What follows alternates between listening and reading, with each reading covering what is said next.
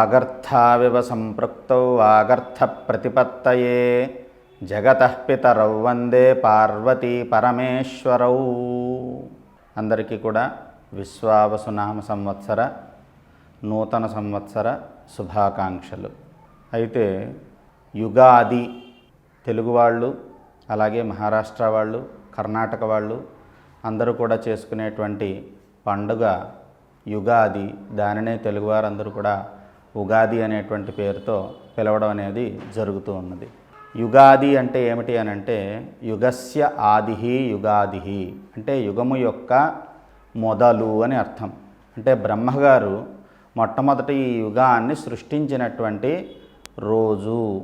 అంటే దేవతలందరికీ కూడా వాళ్ళ యొక్క పనులను నిర్దేశించి ఆయన సృష్టిని అంతటిని కూడా సృష్టించడానికి తగినటువంటి శక్తి సామర్థ్యాలను ప్రసాదించి వారికి ఒక్కొక్క పనికి ఒక్కొక్కరిని నియమించినటువంటి రోజు.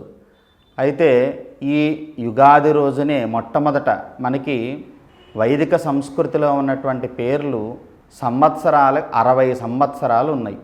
ఈ 60 సంవత్సరాల్లోనూ కూడా మొట్టమొదటిది ప్రభవనామ సంవత్సరం.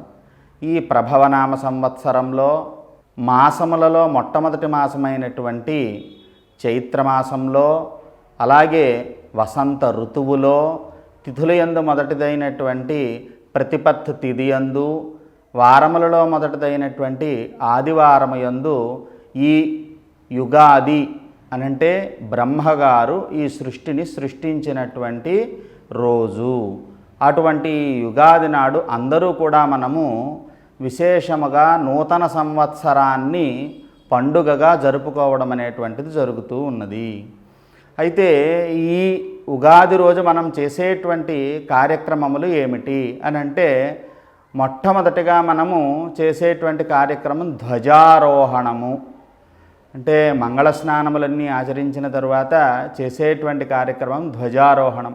ధ్వజారోహణం అంటే ఏమిటి అని అంటే బ్రహ్మగారు ఈ సృష్టిని సృష్టించినందుకు గాను ఆయనకు మనము ఆయన యొక్క రుణాన్ని తీర్చుకుంటూ ఆయనకు ప్రతీకగా మనం బ్రహ్మధ్వజాన్ని ఎగురవేయడం జరుగుతుంది.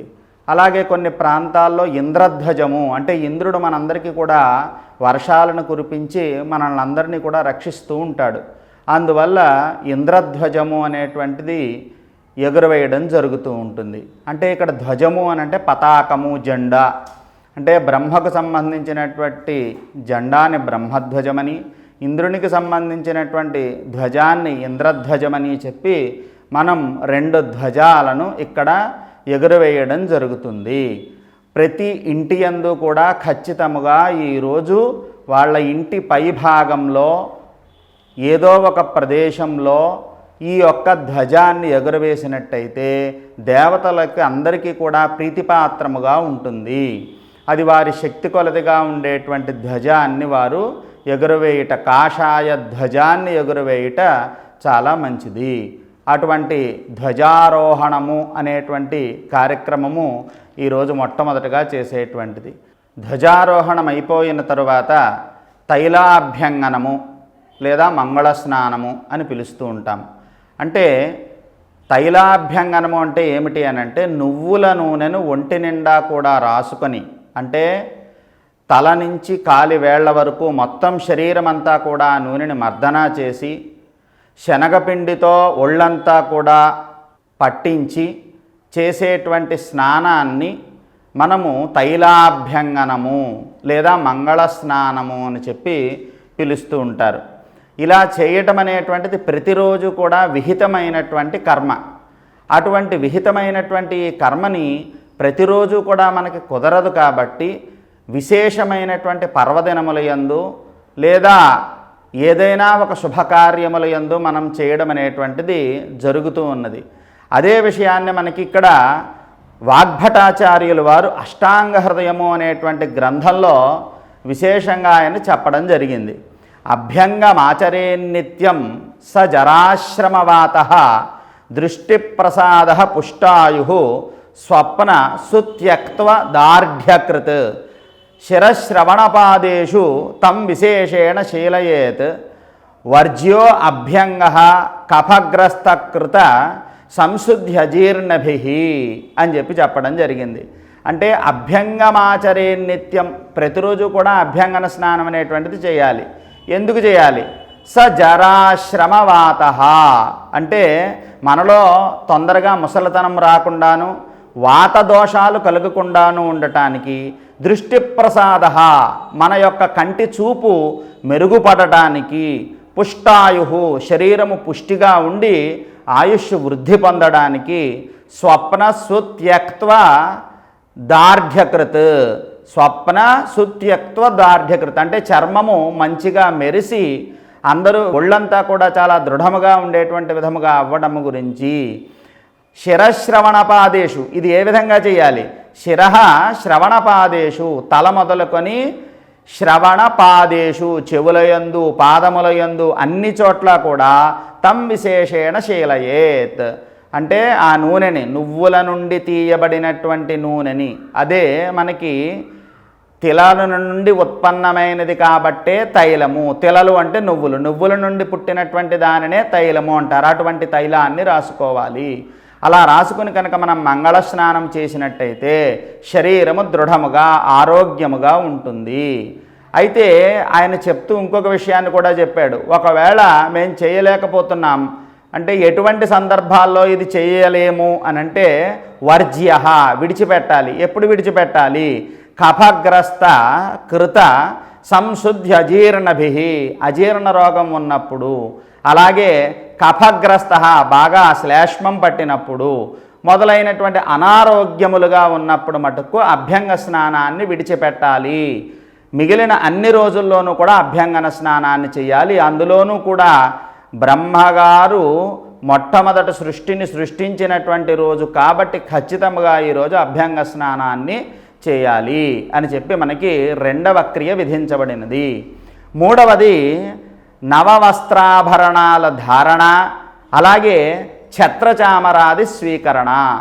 ఈరోజు పండుగ దినము కాబట్టి అందరూ కూడా ఖచ్చితంగా నూతన వస్త్రాలని ధరించాలి. నూతన వస్త్రాలను ధరించాలన్నారు కదా అని చెప్పి లేకపోయినా అప్పులు చేసి నూతన వస్త్రాలు ధరించడం కాదు, ఉన్న వస్త్రాలలో శుభ్రమైనటువంటి వస్త్రాలని ధరించాలి. అలాగే ఆభరణాలను ధరించాలి. ఉన్నటువంటి ఆభరణాలని ఆ రోజు ధరించాలి. ఒకవేళ ఎవరైనా సరే కొత్త ఆభరణాలు కొనుక్కున్నట్టయితే ఈరోజు ధరించడం అనేటువంటిది చాలా విశేషమైనటువంటిది. అలాగే ఛత్రచామరాది, అలాగే ఇక పైనుంచి ఎండలు పెరుగుతాయి. అలాగే ఎండాకాలం అయిపోయిన తర్వాత మళ్ళీ వర్షాకాలం వస్తుంది. అందువల్ల మనకు ముఖ్యంగా కావాల్సింది ఏంటి అని అంటే ఎండల వల్ల బాగా చెమటలు పడతాయి కాబట్టి చామరములు అంటే వింజామరలు లాంటివి, అంటే గాలి తగిలేటువంటి విధముగా వీచుకునేటువంటివి కావాలి. అయితే అవి మనకి ఇక్కడ అన్ని సందర్భాల్లోనూ అన్ని చోట్ల చామరములు ఉండవు కాబట్టి పెద్ద పెద్ద రాజప్రాసాదముల యందు మాత్రమే లేదా దేవాలయముల యందు మాత్రమే దొరుకుతాయి కాబట్టి అవి మనకి అన్ని చోట్ల లభించవు. కాబట్టి మనము విసిని కర్రలను ఏర్పాటు చేసుకోవాలి. అలాగే గొడుగులను ఏర్పాటు చేసుకోవాలి. ఎండ నుంచి వర్షము నుంచి మనందరినీ కూడా రక్షించేటువంటిది కాబట్టి గొడుగులను కూడా రక్షించుకోవాలి, తీసుకోవాలి, సంపాదించి ఇంటి దగ్గర ఉంచుకోవాలి. అయితే ఇక్కడ మనం చెప్పాడు ఇటువంటి సందర్భంలో అంటే మనకి చైత్రమాసంలో కానీ వైశాఖ మాసంలో కానీ చాలా చోట్ల ఉన్నటువంటి సంప్రదాయం ఏంటి అని అంటే గొడుగులను అలాగే విసినికర్రలను అప్పుడే వచ్చినటువంటి కొత్తగా వచ్చినటువంటి మామిడికాయలను వీటన్నింటినీ కూడా దానం చేయడం అనేటువంటిది చైత్ర వైశాఖ మాసాల్లో విశేషంగా ఉగాది పర్వదినము రోజు అందరూ కూడా తెలుగు రాష్ట్రాల్లో చేస్తూ ఉంటారు. అందువల్ల అటువంటి కార్యక్రమాన్ని సాధ్యపడినటువంటి వాళ్ళందరూ కూడా చేయుట మంచిది. అలాగే దమనేన బ్రహ్మ పూజ తర్వాత మనం చేయవలసినటువంటి 4వ ప్రక్రియ దమనేన బ్రహ్మ పూజ. అంటే మనము వింటూ ఉంటాం మరువము దమనము అని చెప్పి మంచి సుగంధం వచ్చేటువంటి ఆకులవి. అటువంటి ఆకులని అంటే మంచి గంధము వాసన వచ్చేటువంటి ఆ ఆకులతో బ్రహ్మగారిని అర్చించడం అనేటువంటిది ఇక్కడ విశేషంగా చేయాలి. ఇక్కడ బ్రహ్మగారిని అర్చించడం అనంటే మొట్టమొదట ప్రతిపత్తి తిథి యందు అధిపతిగా బ్రహ్మను అనుకొని ఆ బ్రహ్మగారిని మనం ఏదైతే దమనములతో, దమనము అంటే పత్రములు, అక్కడ దమనము అనేటువంటి విశేషమైనటువంటి పత్రముల యొక్క పేరు, అటువంటి ఆ దమనములతో బ్రహ్మగారిని పూజ చేయటము. అలాగే ఒక్కొక్క తిథి యందు కూడా ఒక్కొక్క దేవత ఉన్నది, వాటిని కూడా మనం ఆ దేవుళ్ళను కూడా అర్చన చేయడం అనేటువంటిది విశేషంగా కొన్ని స్మృతి గ్రంథాలలో చెప్పబడింది. కానీ ఉగాది రోజు ప్రధానంగా మనము దమనేన బ్రహ్మ పూజ అనేటువంటి కార్యక్రమాన్ని చేయడం అనేది ఇక్కడ జరుగుతూ ఉన్నది. తర్వాత సర్వాపచ్ఛాంతికర మహాశాంతి. తర్వాత అందరూ చేసేటువంటిది ఏంటి అని అంటే, కొత్త సంవత్సరం వచ్చింది, ఇక్కడ మనకి ఏమైనా ఈ సంవత్సరంలో, నూతన సంవత్సరంలో ఏమైనా ఆపదలు వస్తాయా, అటువంటి ఆపదలు వస్తే మనం వాటి నుంచి ఎలా రక్షింపబడాలి అనేటువంటి విషయాన్ని దృష్టిలో ఉంచుకొని అందరికీ విధించబడినటువంటి శాంతి సర్వ ఆపచ్ఛాంతి, అన్ని ఆపదల నుంచి కూడా రక్షించబడేటువంటిది. అయితే ఇక్కడ వేదములు చదువుకున్నటువంటి వారు పండితులు కొంతమంది చేసేటువంటి యాగం ఈరోజు సంవత్సరేష్టి అనేటువంటి ఒక ఇష్టిని వాళ్ళు చేయడం జరుగుతుంది. మరి మిగిలిన సాధారణమైనటువంటి ప్రజలందరూ కూడా చేయగలిగినటువంటిది, చేసేటువంటిది ఏమిటి అని అంటే గణపతిని అర్చించడము, అలాగే బ్రహ్మగారికి నమస్కరించడము, నవగ్రహములను ధ్యానించడము లేదా పూజించడము అనేటువంటి విశేషమైనటువంటి కార్యక్రమాలు చేయడం ద్వారా వాళ్లకు వచ్చేటువంటి ఆపదల నుంచి వాళ్ళు రక్షింపబడతారు అని చెప్పి ఇక్కడ 5వ ప్రక్రియ మనకి చెప్పబడినది. తరువాత ఉగాది నాడు మనకు విధించినటువంటి అతి ముఖ్యమైనటువంటిది, మనందరము కూడా ఖచ్చితంగా ఆచరిస్తున్నటువంటిది నింబకుసుమ భక్షణము. అంటే వేప పువ్వుతో చేయబడినటువంటి పచ్చడిని అందరూ కూడా తీసుకోవడం అనేటువంటిది జరుగుతూ ఉన్నది. అయితే నింబకుసుమములు విశేషంగా ఎప్పుడు వస్తాయి అని అంటే ఈ చైత్రమాస సందర్భంలోనే వస్తాయి. అందుకనే చాలామంది ఈ నింబకుసుమాలను తీసుకుని సంరక్షిస్తారు. ఎలాగానంటే వాటిని ఆరబెట్టి తర్వాత నీడలో వాటిని సంరక్షించి వాటిని ఒక ప్రదేశంలో భద్రపరుచుకొని తర్వాత కాలంలో వాటిని పొడిగా లేదా పచ్చడిగా లేదా చారుగా చేసుకుని వాటిని తినడం అనేటువంటిది జరుగుతూ ఉన్నది.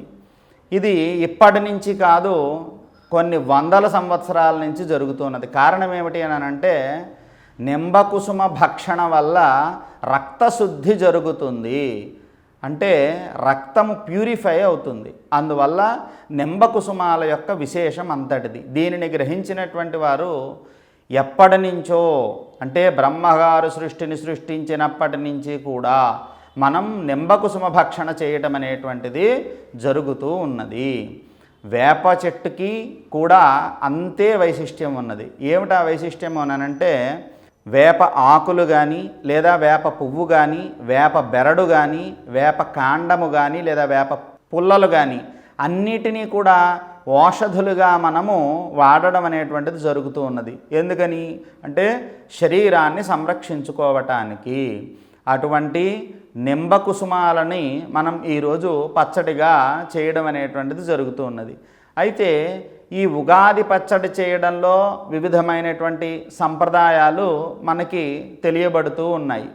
ఏమిటి అనంటే కొన్ని చోట్ల 6 పదార్థాలని లేదా 6 రుచులని కలుపుతారు, కొంతమంది మాత్రం 4 కలుపుతారు, కొంతమంది వారికి నచ్చినటువంటి 6 లేదా అంతకంటే ఎక్కువ పదార్థాలను కలిపి ఈ యొక్క ఉగాది పచ్చడిని చేయడం అనేటువంటిది జరుగుతూ ఉన్నది.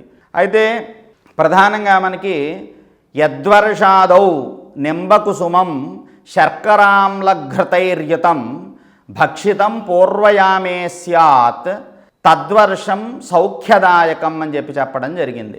అంటే ఎవరైతే ఈ వర్షం మొట్టమొదట సంవత్సరం యొక్క మొదటి దినము యందు ఎవరైతే ఈ ఉగాది పచ్చడిని తింటారో, ఉగాది పచ్చడి వేటితో చేయాలి? శర్కర ఆమ్ల. శర్కర అంటే మనము ఇక్కడ బెల్లాన్ని తీసుకోవాలి, అలాగే ఆమ్ల అంటే చింతపండుని ఘృతైర్యుతం అంటే నెయ్యిని అక్కడ కలపాలి. అలాగే నింబకుసుమం అంటే వేప పువ్వును కలపాలి. ఇలా నాలుగిటిని కూడా మిశ్రమముగా చేసి కలిపి చేసినటువంటి పచ్చడిని అందరూ కూడా ఆరగించాలి అని చెప్పడం జరుగుతూ ఉన్నది. అయితే మనకి వస్తున్నటువంటి ఆచారాన్ని అనుసరించి మనం తెలుగు రాష్ట్రాల్లో చాలా చోట్ల జరుగుతున్నటువంటి ఉగాది పచ్చడి చేసేటువంటి విధానంలో ఉప్పు, అలాగే చింతపండు, జీలకర్ర, మామిడి, అలాగే వేప పువ్వు ఇలా మొదలైనటువంటి వాటిని అన్నింటినీ కూడా కలిపి కొన్ని చోట్ల మామిడి పిందెలు, అలాగే కొంతమంది అరటిపండు ముక్కలు ఈ మాదిరిగా కలిపి ఈ ఉగాది పచ్చడిని చేయడం జరుగుతూ ఉన్నది. ఈ ఉగాది పచ్చడిని మనం దేవుడికి ఆరగింపుగా ఇచ్చి మనందరము కూడా స్వీకరించడం జరుగుతూ ఉన్నది. అయితే ఇందులో ఉన్నటువంటి ఆంతర్యం ఏమిటి? ఈ ఉగాది పచ్చడిని తినడంలో అని అంటే, ఒకవేళ షడ్రసోపేతమైనటువంటి ఈ పచ్చడిని కనుక మనం గ్రహించినట్టయితే మన జీవితంలో ఉండేటువంటి ఆటుపోట్లన్నింటినీ కూడా తట్టుకుని మనందరము కూడా శక్తి సామర్థ్యములతో మనం ముందరికి వెళ్ళడానికి తగినటువంటి శక్తి మనందరికీ కూడా లభిస్తుంది అని చెప్పడం ఇందులో ఒక ఆంతర్యము. అలాగే ఒకవేళ ఏ రకమైనటువంటి విధానాన్ని అనుసరించి లేదా మన పూర్వీకుల యొక్క ఆచారాన్ని అనుసరించి ఈ ఉగాది పచ్చడి చేసినా కూడా ఆ ఉగాది పచ్చడిని మనం స్వీకరించడం ఎందుకని అంటే శతాయు వజ్రదేహాయ అంటే మనం 100 సంవత్సరములు ఆరోగ్యముగా వజ్రము వంటి శరీరము కలిగి దృఢమైనటువంటి శరీరము కలిగి మనం జీవించటానికి ఉపయోగపడుతుంది అని ఇందులో ఉన్నటువంటి ఆంతర్యం.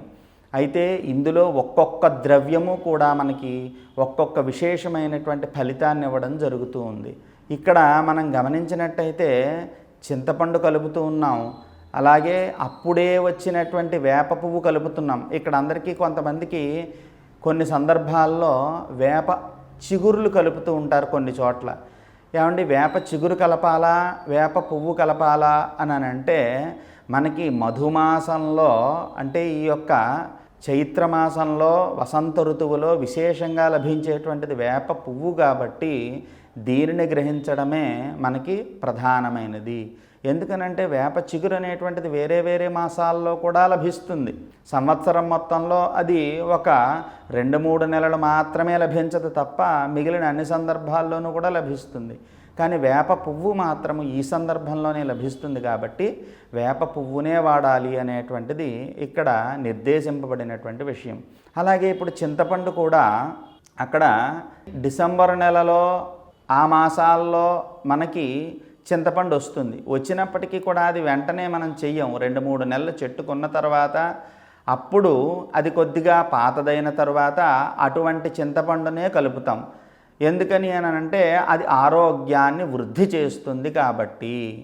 అలాగే బెల్లం అంటే మనకి సంక్రాంతి సమయానికి పంటలన్నీ కూడా ఇంటికి వచ్చి సిద్ధంగా ఉన్నటువంటివి అంటే బియ్యము కావచ్చు లేదా బెల్లము కావచ్చు, కోతలన్నీ కూడా అయిపోయి బెల్లం తయారు చేసి బెల్లం బట్టీలన్నీ కూడా ఇంట్లో ఓ గదిలో మనము వాటిని భద్రపరచడం జరుగుతుంది. ఆ భద్రపరిచినటువంటి బెల్లం ఈ ఉగాది సమయానికి వచ్చేసరికి ఒక 2 నెలల కాలాన్ని దాటి ఉంటుంది.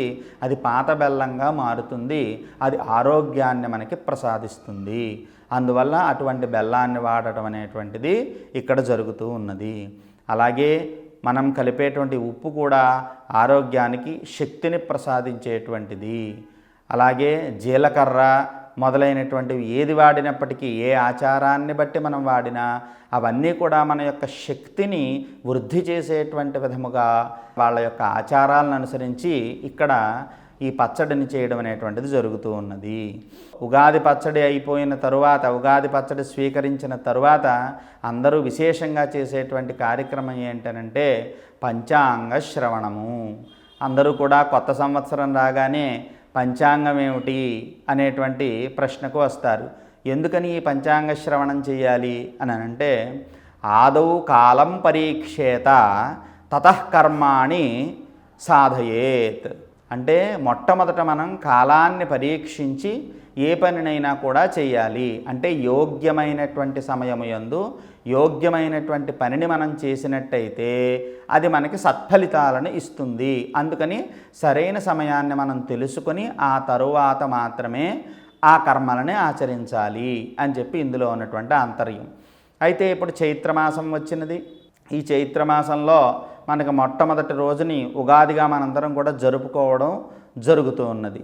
అయితే ఈ పంచాంగ శ్రవణం చేయడం వల్ల ఏమిటి, మనకి ఫలితం ఏమిటండి అని అంటే అక్కడ చెప్పడం జరిగింది. శ్రీకళ్యాణ గుణావహం రిపుహరం దుస్వప్నదోషాపహం గంగా స్నాన విశేష పుణ్యఫలదం గోదానతుల్యం నృణాం ఆయుర్వృద్ధిదముత్తమం శుచికరం సంతాన సంపత్ప్రదం నానాకర్మసు సాధనం సముచితం పంచాంగమాకర్ణ్యతాం. మనందరికీ కూడా మంగళాలను కలిగించేటువంటిది, శత్రువులను నశింపచేసేటువంటిది, దుస్వప్నములను పోగొట్టేటువంటిది, గంగా స్నానము చేసినటువంటి విశేష పుణ్యాన్ని కలిగించేటువంటిది, గోదానం చేసిన పుణ్యఫలాన్ని కలిగించేటువంటిది, ఆయుష్ను వృద్ధి చేసేటువంటిది, మనందరినీ కూడా పవిత్రులనుగా చేసేటువంటిది, సంతాన సంపత్ప్రదం సంతానాన్ని అలాగే సంపత్తులని కూడా ప్రసాదించేటువంటిది అయినటువంటి నానాకర్మసు సాధనం అంటే మనం చేసేటువంటి పనులన్నింటినీ కూడా సులభముగా సాధించేటువంటి విధముగా చేసేటువంటిది ఏమిటి అనంటే పంచాంగము. అటువంటి పంచాంగాన్ని మనందరము కూడా వినడం అనేటువంటిది చాలా ప్రధానమైనటువంటిది. సరే, పంచాంగం విన్నామండి, వింటే ఎటువంటి ఫలితం దక్కుతుంది, వాటి వల్ల ఇంకా ఏమైనా విశేషమైనటువంటి ఫలితాలు ఉన్నాయా అనంటే అక్కడ పంచాంగము అనంటే ప్రధానముగా తెలుసుకునేటువంటివి పంచానాం అంగానాం సమాహార. పంచాంగం 5 అంగముల యొక్క సమాహారము. ఏమిటి అనంటే తిథి, వారము, నక్షత్రము, యోగము, కరణము. ఈ 5టిని కలిపి పంచాంగము అంటారు. అటువంటి 5టిని ఉగాది రోజు ఉన్నటువంటి ఈ 5టిని తెలుసుకోవడం వల్ల మనకి వచ్చేటువంటి ఫలితం ఏమిటనంటే తిథేశ్చ శ్రియమాప్నోతి వారాద్ ఆయుష్యవర్ధనం. తిథేశ్చ శ్రియమాప్నోతి వారాత్ ఆయుష్యవర్ధనం నక్షత్రాత్ హరతే పాపం యోగాత్ రోగ నివారణం కరణాత్ కార్యసిద్ధి స్యాత్ పంచాంగ ఫలముత్తమం. ఏతేషాం శ్రవణాన్నిత్యం గంగా స్నాన ఫలం లభేత్. ఈ 5టిని కూడా రోజు వినడం వల్ల ఏమవుతుంది అని అంటే గంగా స్నాన ఫలం అనేటువంటిది మనకి దక్కుతుంది. తిథేశ్చ శ్రియమాప్నోతి. తిథిని వినడం వల్ల ఏం కలుగుతుంది అని అంటే సంపదలు కలుగుతాయి. వారాత్ ఆయుష్యవర్ధనం. ఈరోజు ఏం వారము అని కనుక మనం తెలుసుకున్నట్టయితే ఆయుష్యవర్ధనం, ఆయుష్ బాగా వృద్ధి చెందుతుందండి. నక్షత్రాత్ హరతే పాపం. ఈరోజు నక్షత్రం తెలుసుకున్నట్టయితే పాపాన్ని హరిస్తుంది. యోగాత్ రోగ నివారణం. ఈరోజు యోగాన్ని కనుక విన్నట్టయితే రోగ నివారణం, మన రోగాలన్నీ కూడా నశించిపోతాయి. కరణాత్ కార్యసిద్ధి స్యాత్. కరణము కనుక విన్నట్టయితే కార్యసిద్ధి కలుగుతుంది, మనందరికీ కూడా ఉత్తమ ఫలితాలను ఇస్తుంది. అలాగే గంగా స్నానము చేసినటువంటి విశేష పుణ్యఫలాలని ఈ పంచాంగ శ్రవణం అనేటువంటిది ఇస్తూ ఉన్నది. ఈ ఉగాది రోజున మనకి తర్వాత చేయవలసినటువంటి ఇంకొక విశేషమైనటువంటి కార్యక్రమం, ఈరోజు మాత్రమే కాదు, ఈ రోజును ఆరంభించి చేయవలసినటువంటి కార్యక్రమం ఏమిటి అనంటే ప్రపాదానము. అంటే అనంటే ఏమిటి అనంటే పానీయశాలను మనము ఏర్పాటు చేయుట, అంటే చలివేంద్రాన్ని ఏర్పాటు చేయుట. మార్గస్థులైనటువంటి వాళ్ళందరికీ కూడా, అంటే మనకి మార్గాల్లో వెళ్ళేటువంటి అందరికీ కూడా మంచినీటిని మనము పంచడం అనేటువంటిది ఈ చలివేంద్రాన్ని ఏర్పాటు చేసి చేయాలి. అది ఈ చైత్రమాసంలో ప్రతిపత్తి తిథి మొదలుకొని చైత్రమాసము, వైశాఖమాసము, జ్యేష్ఠమాసము, ఆషాఢమాసము, ఈ 4 మాసాలు కూడా చేయాలి. ఎందుకని చేయాలండి అని అంటే వాతావరణంలో వచ్చేటువంటి మార్పుల వలన, ఎండలు ఎక్కువగా ఉండడం వలన ఈ 4 నెలలు కూడా అందరూ దాహార్తులై ఉంటారు. అటువంటి దాహార్తులైనటువంటి బాటసారులందరికీ కూడా జలదానం చేసినట్టయితే వారికి పితృదేవతలందరూ కూడా తృప్తిని పొందుతారు అని చెప్పి ఇందులో ఉన్నటువంటి ఆంతర్యం. అందుకే మనకి తెలుగు రాష్ట్రాల్లో ముఖ్యంగా ప్రతి 4 రోడ్ల కూడళ్ళ దగ్గర కానీ లేదా జనసమ్మర్దం ఎక్కువగా ఉన్నటువంటి ప్రదేశాల్లో కానీ ఖచ్చితముగా ఈ యొక్క చలివేంద్రాలను ఏర్పాటు చేసి అక్కడ నీటిని లేదా కొద్దిగా శక్తి ఉన్నటువంటి వారు మజ్జిగను దానం చేయడం అనేటువంటిది జరుగుతుంది. ఎందుకని అనంటే వాళ్ళ శరీరము యొక్క తాపాన్ని పోగొడుతుంది కాబట్టి నీరు కానీ లేదా మజ్జిగ కానీ వాళ్లకు ఆ ఎండ యొక్క తాపము నుండి నివృత్తిని కలిగిస్తుంది, వాళ్ళకి శక్తిని ప్రసాదిస్తుంది. దీనివల్ల అలౌకికమైనటువంటి ఫలితం ఏం చెప్పబడింది అని అంటే పితరహ తృప్యంతి, వాళ్ళ పితృదేవతలందరూ కూడా తృప్తిని పొందుతారట. ఎవరైతే ఈ చలివేంద్రాలు పెట్టి మార్గస్థులైనటువంటి బాటసారులందరికీ కూడా నీటిని కానీ లేదా మజ్జిగను కానీ దానం చేస్తారో వాళ్ళ పితృదేవతలందరూ కూడా తృప్తిని పొందుతారు అని చెప్పి ఇందులో ఉన్నటువంటి ఆంతర్యము. అయితే ఇక్కడ వైదిక పరంగా కూడా ఇంకొక ప్రక్రియ చెప్పబడింది. ఏమిటి అని అంటే ఉదకుంభదానము, అంటే ప్రతిరోజు కూడా నీటితో నింపబడినటువంటి కుండను దానము చేయుట. ఇటువంటి దానము చేయడం కూడా చెప్పడం అనేది ఇక్కడ జరిగింది. ఇది ఘటాన్ని ఏమంటారు అంటే ఉదకుంభాన్ని ఏమంటారు అని అంటే ధర్మఘటము అని దీనికి పేరు. అంటే సమస్త దేవతా స్వరూపముగా ఆ యొక్క కలశాన్ని లేదా కుండని చెప్పడం జరుగుతుంది. సమస్త దేవతా స్వరూపమైనటువంటి ఆ కలశాన్ని ఉదకుంభాన్ని అంటే నీటితో నింపబడినటువంటి కుండని కనుక దానం చేసినట్టయితే సమస్త దేవతలు కూడా తృప్తిని పొందుతారు. దానినే ధర్మఘటము అని అంటారు.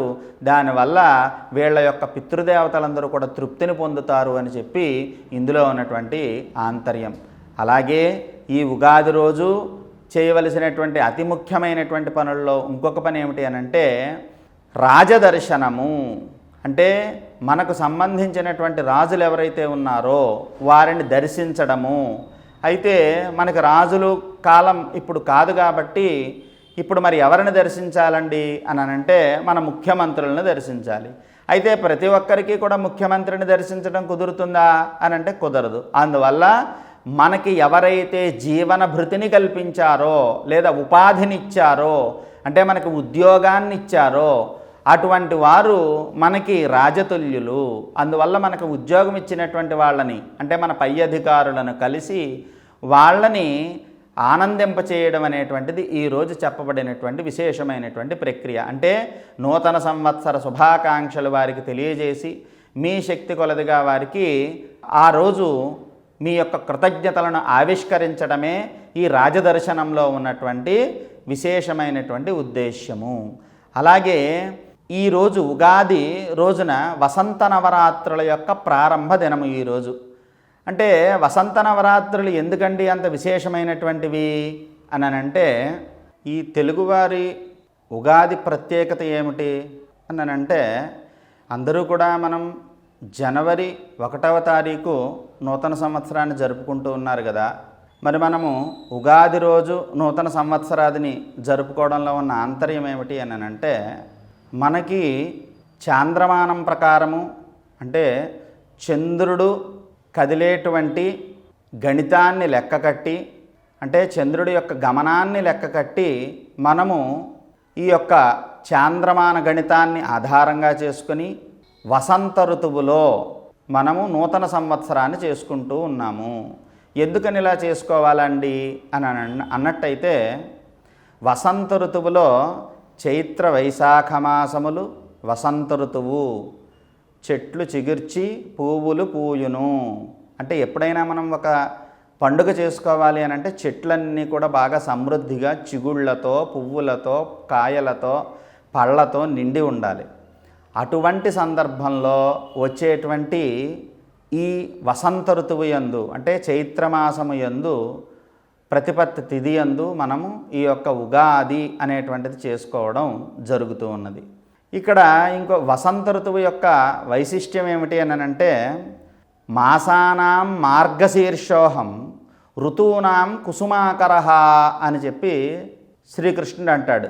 అంటే ఋతువులన్నింటిలోనూ కూడా నేను వసంత ఋతువునయ్యా అని చెప్పి అన్నాడు. ఎందుకని అనంటే ఈ వసంత ఋతువులో చెట్లన్నీ కూడా బాగా పువ్వులతో, పళ్ళతో, కాయలతో బాగా చిగురించి అద్భుతమైనటువంటి శోభను కలిగి ఉంటాయి. కాబట్టి అటువంటి ఈ వసంత ఋతువు మనందరికీ కూడా చాలా విశేషమైనటువంటిది.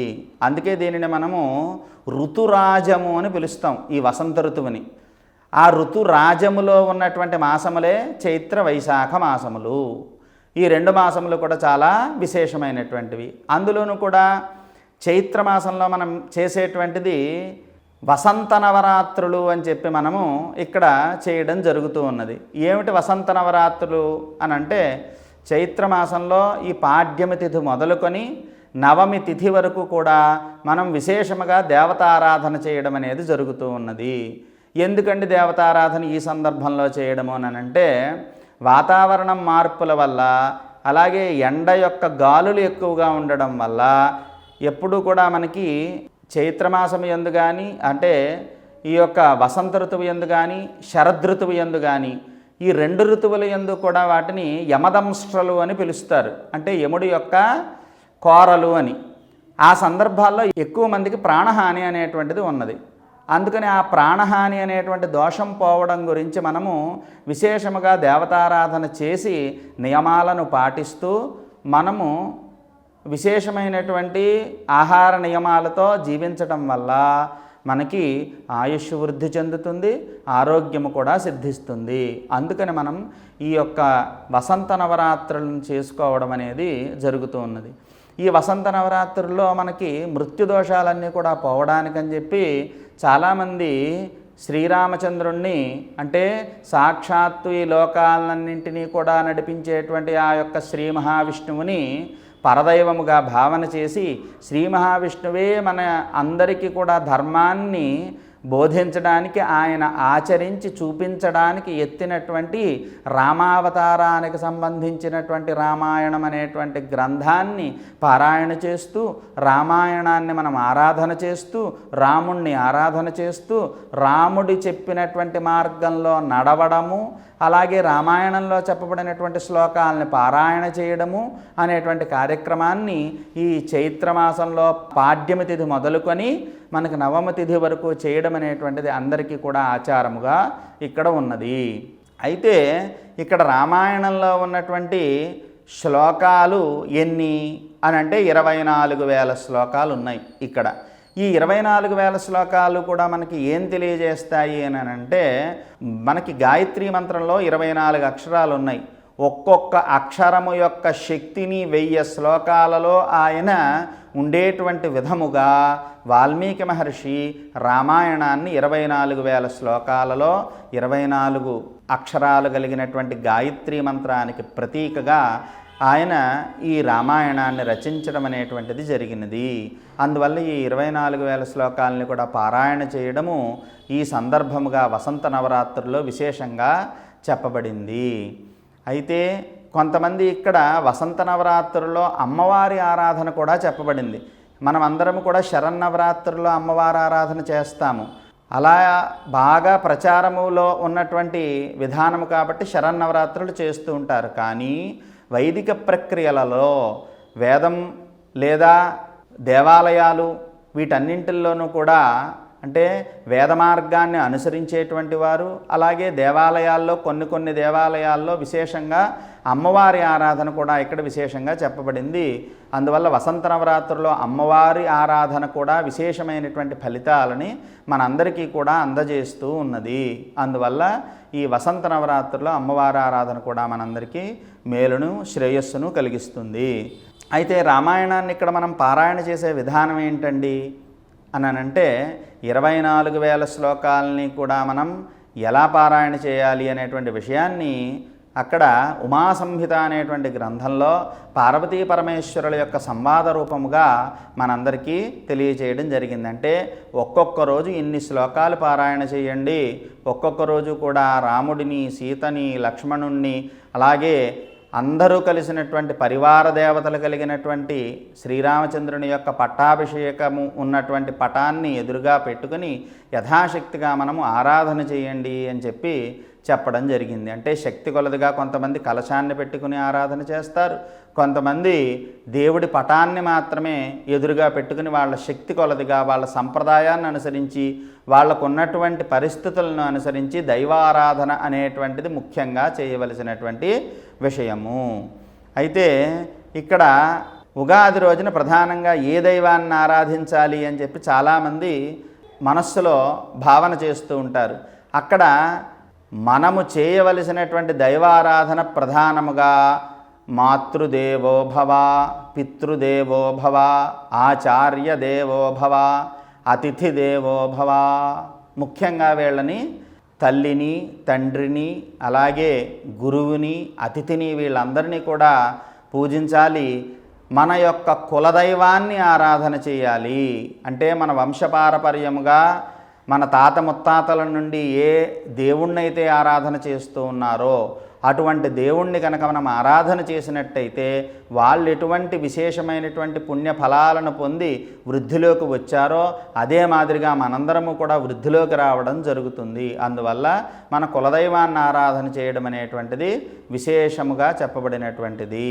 కులదైవాన్ని ఆరాధన చేసిన తరువాత మనము శాస్త్రోక్తముగా ఏ ఏ దేవతారాధన విధించబడినదో ఆ దేవతారాధన చేయడం అనేటువంటిది ప్రధానమైనటువంటిది. ఈ మాదిరిగా ఉగాది పండుగ రోజున మనందరికీ ప్రధానముగా ఒక 10 విశేషమైనటువంటి క్రియలు విధించబడ్డాయి. ఈ 10 విశేషమైనటువంటి క్రియల్ని కూడా యథాశక్తిగా అందరూ కూడా ఆచరించి, ఇక్కడ యథాశక్తిగా అంటే ఎందుకు చెప్పవలసి వచ్చింది అని అంటే మన దగ్గర లేనటువంటి వాటి గురించి మనం ఎప్పుడూ కూడా అప్పులు చేయటము కానీ లేదా వేరొకరివి తీసుకొచ్చి వాడుకోవడం కానీ చేయకూడదు. ఎప్పుడూ కూడా యథాశక్తిగా మన శక్తిని అనుసరించి ఏ పండుగనైనా కూడా జరుపుకోవడం ప్రధానము. అందులో ఈ 10 రకాలైనటువంటి క్రియలని కూడా మనం ఆచరించి ఆ దేవుని యొక్క అనుగ్రహంతో ఇహముయందు పరమయందు కూడా సుఖాన్ని అనుభవించాలి అని చెప్పి మనకి ఇందులో ఉన్నటువంటి ఆంతర్యము. అయితే మనకి ఏ పండుగ గురించి చెప్పబడినా కూడా ఎందుకు పండుగలు ఇన్ని చెప్పబడ్డాయి, అందులో ఇన్ని రకాలైనటువంటి విషయాలు ఎందుకు చెప్పబడ్డాయి అని అంటే శరీరమాద్యం ఖలు సర్వసాధనం. మనకు శరీరం అనేటువంటిది ఉన్నట్టయితే మనం దేన్నైనా సాధించగలుగుతాం. అందుకని శరీరాన్ని రక్షించుకోవాలి అని అంటే ఏం కావాలి అని అంటే మనకి శుద్ధమైనటువంటి వాతావరణం కావాలి, శుద్ధమైనటువంటి ఆహారము కావాలి, శుద్ధమైనటువంటి మనస్సు కావాలి, శుద్ధమైనటువంటి ఆలోచన కావాలి. ఇవన్నీ ఎలా సిద్ధిస్తాయి అని అంటే మనం ఎప్పుడూ కూడా ఖాళీ లేకుండా ఒక ధర్మమైనటువంటి కార్యము యందు నిమగ్నమైనప్పుడు మాత్రమే ఇవన్నీ లభిస్తాయి.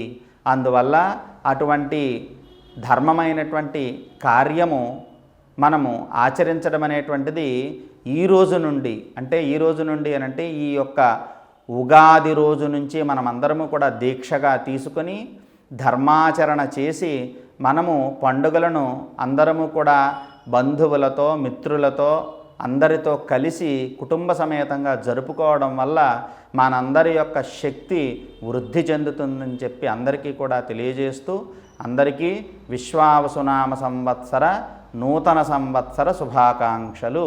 స్వస్తి.